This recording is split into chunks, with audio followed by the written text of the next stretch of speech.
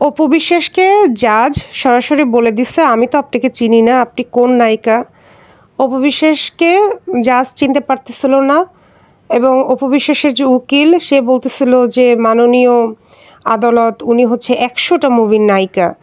তখন জাজ বলতেছে, আমি তো বাংলা সিনেমা দেখি না, উনি কোন নায়িকা, ওনাকে আমি চিনতে পারতেছি না। তখন অপু বিশ্বাস বলতেছে, আমি তো শাকিব খানের বউ, আমি 100টা সিনেমা করছি। তো অপু বিশ্বাস কিন্তু কোনোদিনই 100টা সিনেমা করে নাই। উনি শাকিব খানের সাথে যদি মনে করেন 70টা সিনেমা করেও থাকে, হ্যাঁ, যদি উনি বিভিন্ন জায়গায় বলছে 58, 56, আবার বলে 70, আর ওইসব সিনেমার যে কী কোয়ালিটি এটা মনে হয় আমার থেকে আপনারা খুব ভালো করেই জানেন। তো উনি কি শাকিব খান ব্যতীত উনি আরও 30টা সিনেমা করছে? লাস্ট 7-8 বছরে উনি কয়টা সিনেমা করছে? উনি লাস্ট 7-8 বছরে মনে হয় 7-8টা সিনেমা করছে। ওই প্রেম প্রীতির বন্ধন, লাল শাড়ি, তারপর হচ্ছে ট্র্যাপ, তারপরে আর কি ছায়াবৃক্ষ, ছায়াবৃক্ষ, ছায়াবৃক্ষ, এরকম আর কি কি মুভি করছে, ঈশাখা, এরকম শ্বশুরবাড়ি জিন্দাবাদ 2, এই মুভিগুলাই তো। 100টা মুভি কীভাবে হয়? উনি যে বলে ওনার 100 মুভির তালিকা ওনার ভক্তদেরকে একটু দিতে বলেন না। আর জাজের সাথে মশকরা করে, জাজের সাথে মশকরা করে। আর উনি অভিনেত্রী হিসেবে তো ওনাকে অ্যারেস্ট করা হয়নি বা মামলা দেওয়া হয়নি। উনি আওয়ামী লীগ কর্মী, আওয়ামী লীগের সমর্থক ছিল, অন্যায় অপকর্মের সমর্থক ছিল, অর্থ যোগানদাতা ছিল, আরও অন্যান্যভাবে হচ্ছে সমর্থন জুগিয়েছে, সে কারণে ওনার বিরুদ্ধে মামলা হয়েছে। উনি অভিনেত্রী নাকি উনি কারো বাসায় কাজ করে এটা তো দেখার বিষয় না আদালতের।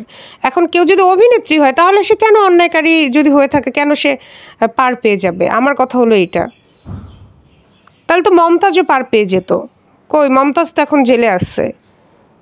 এগুলো কিন্তু ঠিক না। দেখেন রিয়াজ ফেরদৌস কিন্তু পলাতক, তো সে কি বলবে যে আমিও 100, 150, 200 মুভির নায়ক, আমি ঢাকা বিশ্ববিদ্যালয় থেকে পড়াশোনা করছি, এই সেই।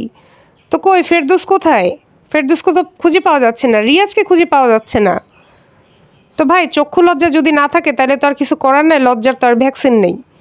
উনি কেমনে এত বড় বড় কথা বলে? উনি আবার বলে কি আমি তো রাজনীতির কিছু বুঝি না। উনি রাজনীতির কিছু বুঝে না, উনি রাজনীতি সবচেয়ে বেশি বুঝে। গিরিঙ্গিবাজি, পোল্টিবাজি, চালাকি, এগুলো ওনার ভিতরে সবচেয়ে বেশি। উনি রাজনীতি হচ্ছে যে কোনো মানুষের থেকে বেশি বুঝে, কিন্তু সমস্যা হচ্ছে ওনার তো রাজনীতি উনি করতে আসছে নিজের পকেট ভারী করার জন্য, নিজের স্বার্থের জন্য। উনি তো দলের উপকার করার জন্য আসে নাই। কথা বলতে পারে না দুইটা সুন্দর করে, একটা ইংলিশে সুন্দর করে কথা বলতে পারে না, তারপরে দরাজ গলায় যেভাবে কথা বলতে হয় নেতৃত্ব সুলভ, ওই কথা উনি বলতে পারে না। তো ওনাকে কোন দুঃখে হচ্ছে শেখ হাসিনা নমিনেশন দিবে? দেয় নাই তো প্রথমবার শাকিব খান ডিভোর্স দিয়ে দিছে, এটার জন্য কান্নাকাটি কইরা টইরা, হ্যাঁ আমি অসহায়, আমাকে ডিভোর্স দিয়ে দিছে, আমার বাচ্চা আছে একটা, মানে শেখ হাসিনা তো মানে এগুলো দেখে হচ্ছে ওনাকে নমিনেশন দিবে। আচ্ছা এরপরে পায় না, পরে আবার চাইছে, এরপরে বিভিন্ন সময় নির্বাচন আসলেই দেখছি আমরা নির্বাচনী প্রচারণায় গেছে ট্রাকের উপরে, এর উপরে, সের উপরে। এগুলো তো আর আমাদের অজানা কিছু না। মানে এইরকম পোল্টিবাজি হয় ভাই, পোল্টিবাজির তো একটা লিমিট থাকে। ওনার কি লজ্জা নাই? উনি যে একবার বলছিল যে মুন্নি, ফারজানা মুন্নি নাকি বুবলিকে বলছিল, বুবলি তোমার কি লজ্জা নেই, তোমার লজ্জা করে না? এই কথাটা উনি অভিনয় করে করে বলছিল না এক সময়। এখন আমিও অপু বিশ্বাসকে বলতে চাই, আপনার কি লজ্জা নেই? একটু লজ্জা নেই? লজ্জার মাই কি মরছে?